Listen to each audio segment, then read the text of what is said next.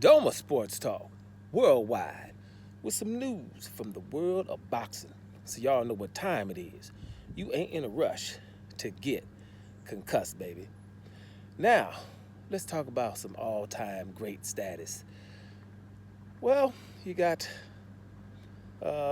former boxing trainer, boxing great trainer. You got, what else does he do? As commentator, podcaster extraordinaire, Teddy Atlas. I think Teddy Atlas is a great trainer and does his thing. I agree with Teddy Atlas probably 75% of the time. One that hits me right now that I didn't agree with him on is what his outrage is with Manny Pacquiao and Jeff Horn fight. I don't agree with him on that one. I think Jeff Horn won that fight. But, I could say some of the guys, when they're passionate about their opinions, then I'm down with the program. We don't have to agree all the time, but when you believe in something, you stand for something, then you won't fall for everything. So it doesn't matter, when I disagree. I disagreed. Matter of fact, here's something else I disagreed with. When Lomachenko was fighting, that he put Lomachenko above Terrence Crawford and Andre Ward. Didn't agree with that at all. But I know, something you could be a victim of just things. Lomachenko's footwork had people, thinking he was real great, and he was. But, when somebody loses that early in a fight against a Salido and people are standing next to you undefeated, then you probably don't want to just say that. Just better than them because of what you saw or because of the amateurs. Because if you were going to do that, then I would have had to have that same energy for Guillermo Rigondeaux. But here, let me keep it moving. I don't want to just say everything. But most other things I agree with him about a lot. He says a lot of great things about other fighters that others won't say, right? That others won't say. Here's something I agree with Teddy Atlas about. He says that your boy Oleksandr Usyk, the heavyweight champion of the world right now, #1 pound for pound, Oleksandr Usyk is an all-time great, right? And right now we having those little things of what he is, all-time great, GOAT, legend, whatever we're calling him. But damn it, I think we all agree on he's something special. We agree on that. I'm pretty sure, I think everybody's got to be on board now with Oleksandr Usyk is definitely special. Now, the reason I agree with all-time great, and I talk about it all the time when I talk about Oleksandr Usyk, it's not just what he's done at the heavyweight division. Now, but we'll just talk about the heavyweight division, what they're talking about. What I want you guys to do and focus, I say it in pretty much every video, just focus on this though. Take Oleksandr Usyk out of the equation for a minute, for just a second. He's not there, right? What was Tyson Fury? What was Tyson Fury before he started messing with Oleksandr Usyk?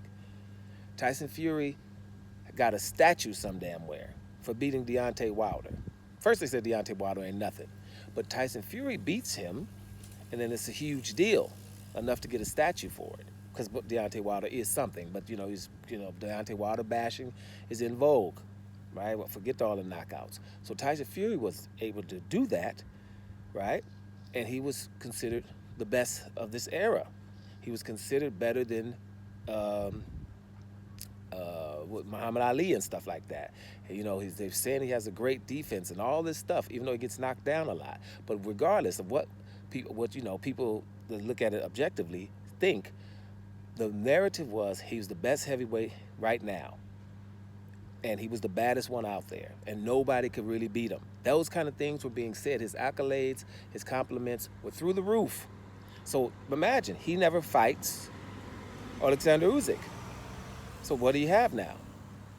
You have the very best guy. So Oleksandr Usyk is able to be that much smaller than him. That much smaller than him. And to go up here and beat him twice. One time really had him out, to be honest, in round 9 of the first fight. But okay, they let him stand up. Tyson Fury gets a lot of little things. But we're not going to diss Tyson Fury right here. I do that enough. But at the end of the day, that's what people were saying. So when somebody beats that, one of the best of this era, that's already that. But to come back and confirm it and to beat him twice means, damn it, first of all, Tyson Fury ain't got to fight him. I just said, but in another video. I don't want to see Tyson Fury versus Usyk 3 until Tyson Fury comes back and beats some people. Like Tyson Fury versus Kabial or something first. Or Tyson Fury versus Joseph Parker is not gonna happen because they dudes. I don't like people that are cool with each other. They don't have to fight. I didn't like Terrence Crawford versus Sean Porter if they're cool. It doesn't have to happen if they're cool. And they say it early. We cool. I don't like because people do that. People, as soon as you say you cool with somebody, then people want you to fight them. They did it to the Klitschko brothers. There were people out there wanted blood. The Klitschko brothers should fight each other. But I ain't like that. It ain't about just watching some damn ridiculousness, man. Because boxing is a problem. If it's your boy, that you don't want to throw that kill shot. That shot where you got him hurt, he's staggering and stuff, and you throw that extra shot that can change his life. Those shots are hard to throw against somebody you love. And I can understand that. So that's why, if y'all real cool and y'all say it, then damn it, y'all don't fight until there's no one standing and there's no other thing to happen. So I'm with that. But let me not get off track. The bottom line is he beat Tyson Fury, who we hailed for everything. So he done that. Now, Anthony Joshua was similar. Anthony Joshua had all the accolades. Anthony Joshua was the man. He was able, like I said, to lowball people. He was the one on there. He was compared to Lennox Lewis, and which I thought was blasphemous. But Anthony Joshua was two-time champion and stuff, unified champion, and all those stuff. So he was considered one of the very best in this era too. And he's also huge. Usyk was able to come beat him and confirm it and beat him twice, right? It's about who the people were. You got to imagine, Usyk's not there. So what was Anthony Joshua when Usyk wasn't there? What was Tyson Fury when Usyk wasn't there? Now, Daniel Dubois win is a lesser win in my opinion. It's a lesser win. But I will say this. The form that he was on, Big Baby Miller, everybody's not beating Big Baby Miller like he did. Herkovich, everybody's not going to beat Philip Herkovich, I'm telling you. And Philip Herkovich had the wrong game plan because he just didn't have any respect for Daniel Dubois. He just thought Daniel Dubois was a quitter. And Daniel Dubois in that fight didn't quit. For those who call him a quitter now, he could have easily quit against Philip Herkovich. And he didn't. He hung in there. And then, hey, he got a win over Herkovich. And then knocking Anthony Joshua out, who was highly touted. So he was at his, confidence best. So you go in there, you beat him in the first fight, and he's also bigger than Usyk, right? And then you have a low blow controversy. And so you're like, what? They're going to have a low blow controversy? Comes back and does that again. Now, this is all people from the island of England and everything over there, right? They're over there from England, beating all of them, but those are England's best. That England has to throw at the guy, right? Not to mention, he beat War Chizura, right? And my belief is he let that fight be close for a reason. Even though War Chizura, I know we said, well, War Chizura had the right game plan. He comes forward, he's crazy, and this and that. Yeah, we say that. But I think if Usyk wanted to run, is what you guys call it, but just my point is box the guy. I think he could have boxed him better, but he wanted to make sure that fight is close because I'm thinking he was trying to secure the Anthony Joshua fight with the Chisora thing. That's just my personal opinion, but whatever. So he beats him too. So that makes him actually a legend right there, what he's done. All-time great, it depends on what we're talking about because he's not there so long, right? That's why I add what he's did in the cruiserweight division, right? I add that because it's just the fact of to go through the cruiserweight division and beat everybody in their backyard in the cruiserweight division to become undisputed there too makes him all-time great, right? In my opinion, I don't think nobody does that, especially going to someone's house because I just make sure this is clear. All these fights, there was no negotiation problems. And he went to your backyard in most of these fights. He's never fought at home, never said, I got to fight at my house. He comes to your crib and does this. That puts that puts the icing on that cake. That's why I got to go with all-time great. What I don't agree with a lot is when they say two-time undisputed, right? They do that with Canelo too, two-time undisputed. I'm not going for that so much because I know how those things happen, right? That's just the IBF sanctioned body just taking the belt when they know that these guys are fighting for undisputed. When you know that somebody has an undisputed fight, right, then sanctioned bodies back off, right, for a minute and let them do the undisputed fight. And then if they have to rematch, just let that happen. You know, it's unfortunate for the other ones, but undisputed is something that's very special, and they should just stay out of the way. But they don't, so the IBF strips them and gives it to Dubois, right? Instead of making Dubois fight Parker or something, fight for it then, right? But he just gave it back to Dubois. So Dubois had it, and Dubois had already been beat by Usyk, which means you didn't really have to give it to Dubois. But they gave it to Dubois, and so he had to go back and get it. That makes him a two-time undisputed. Canelo Alvarez, they took it from him, give it to William Skull. William Skull's not really deserving of it, but William Skull gets it, right? William Skull comes in there and actually outboxes Canelo, but everybody's just can put it in a negative what they want to. I mean, really, but he was not really deserving. So Canelo beats him without doing much, just plodding around the ring, but gets the damn fight. Okay, cool. So now he's a two-time undisputed, right? A two-time undisputed at 168-pound division without never fighting David Benavidez at 168 over 2.5, 3 years, and never fighting David Morrell, who was the WBA regular champion. So, and without fighting those guys, he's allowed to be called two-time undisputed. Two-time undisputed should be something like, damn, you know, he got all 4 of the belts, then he went somewhere else and did some other stuff, or he lost a couple of fights, and then had to come back and get the belts again by fighting 1 or 2 fights, you know, or 3 fights to get them again or something. You know, that's what it should be, but it's not like that. It's just the IBF strips the guys, give them a lesser title to a lesser guy that you would think that can't compete with the guy who's the champion in the first damn place. In Usyk's case, he had already beat Dubois. In Canelo's case, Skull hadn't fought anybody on the level of Canelo or close to it, right? So those are lesser guys. So that's the only thing. But other than that, I just think that the guy is an all-time great. I would have to go to an all-time great. But I think that Eddie Hearn, the renowned promoter from England, I think he puts it best.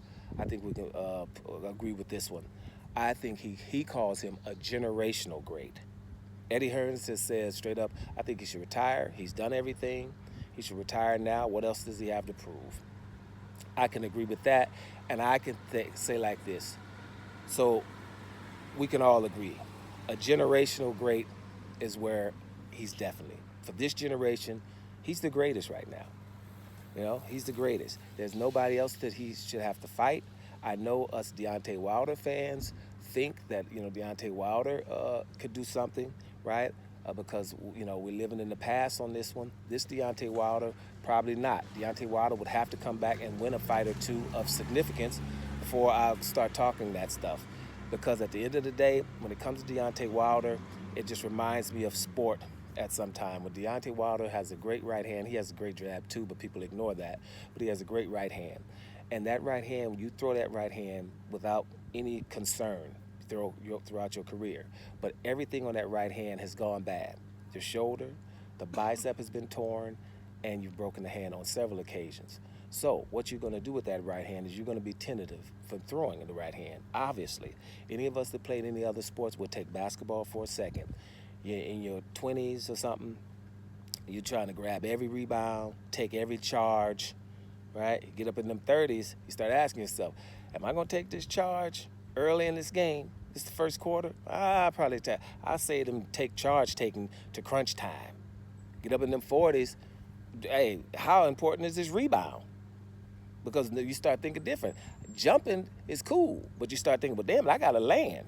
Landing is the problem. It's just things like that. So you start thinking different, right? That's just a short version. But anybody that's played sports up in the age a little bit, you start thinking different of how important stuff is and what part of the game it is. Them young people can just play 40 minutes, 48 minutes and stuff like that. They can play them whole games. You got to play, you know, when it is. Them young people can go and grab them rebounds, take them charges early, stuff like that. Grab that rebound, right? So it is what it is. And in boxing, Deontay Wilder's probably not letting that right hand go because it's like I have to have the perfect angle. It has to be perfect for me to throw it because who knows when I throw it what's going to happen because he's been constantly having to get it repaired and surgeries on it and everything like that. So I could imagine that Deontay from right now is I don't think he would deserve it, right? Even though I think he throws that right hand so fast. I've seen him behind against the Louis the Real King Kong Ortiz and take him out, and that's a guy who has a good chin, or had a good chin. And Spilka, we don't have to talk about that. It's a left herky-jerky left-hander, southpaw, who had skills and was taken to the hospital afterwards. So we've seen him throw these right hands. So would Usyk be ahead on points? Yeah, but the fear of what can happen with a right hand from a Deontay Wilder, that Deontay Wilder from a few years back, is something that we want to see, right? And us Deontay Wilder fans, it's different. It's the difference between fan and fanboys. Deontay Wilder fans, like Devin Haney fans and stuff, want them to fight people. They don't look for excuses for them not to fight people. You know what I mean? It's like, yeah, Usyk is awesome, but we still want to see Deontay Wilder against him. If Joshua was awesome, we still want to see him against him. Fury is awesome. We still want to see him against him. Whoever. Whenever it's like, hey, we don't want to see him against him and start making excuses for what. No, put him in there. But right now, I think that the world would say, well, no, Usyk ain't got time for no damn Deontay Wilder. He's not coming back beating no Terrell Herndon and getting a shot at Usyk. He was going to have to come back and beat somebody of substance, and for us to start talking about that and to show the world that he can throw that right hand with power and conviction, right? And then we start thinking that. But Deontay Wilder fans do think that he would cause an issue for Usyk. But I'm not going to really be going there, you know what I mean? Because Usyk, like Eddie Hearn says, he can retire right now. He has really nothing else. I mean, nothing else to prove to nobody out here, the boxing fans or the boxing whatever, nothing to prove. If he wants to prove something, it's only to himself. And I don't even think he got to prove nothing to himself if you look at his career. It's just ridiculous of what this guy has done. And like I said, I didn't say it to all the fights in the cruiserweight in this video because just put Doma and Usyk, and every time I talk about him, I tell you every win he had in the cruiserweight, where he went to go get it, and stuff he did before the cruiserweight division and after. The guy is phenomenal, and if you want to meet at what Eddie Hearn says, then it's a generational great or an all-time great. Either one of them, I'm good with it. What about y'all? Doma Sports Talk Worldwide. And I'm out of here, y'all.